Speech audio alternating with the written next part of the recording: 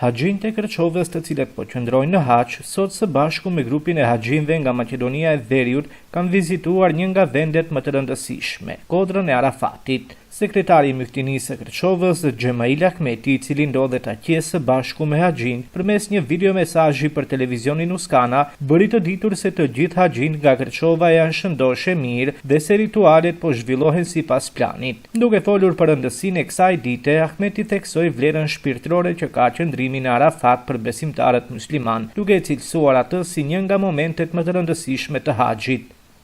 Atëherë, në emër të Allahut të gjithëmëshirshmit, mëshiruesit, furnizuesit deri në ditën e gjykimit,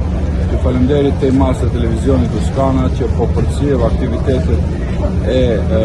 popullit ton, jo vetëm brenda, por dhe jashtë vendit të tij. Ne sot gjendemi me grupin e gjithë haxhinjve të Bashkisë Fetare Islame të Republikës së Maqedonisë së Veriut, por dhe haxhinjtë e Myfthinisë së Kërçovës, gjendemi në Kodrën e Arafatit. Është dita më kulminante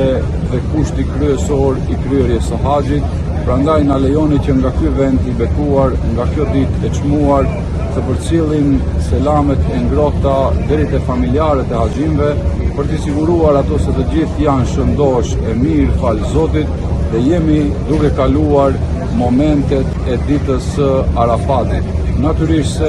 profeti ynë i dashur ka folur për vlerën e kësaj dite dhe ka thënë se nuk ka ditë më të mirë të vitit ku Zoti i Madhërisëm dëgjon lutjet e besimtarëve përpos se në ditën e Arafatit.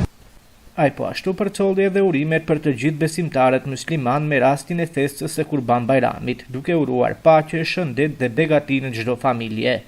Ne gjithashtu dëshirojmë që nga Kodra e Arafatit të përcjellim edhe urimet më të përzemërta për vendlindjen tonë, për popullin tonë, për komunitetin atje dhe të urojmë festën e madhe të Kurban Bayramit me dëshirën e madhe dhe lutjen drejtuar Zotit fuqiplot që Allahu të pranojë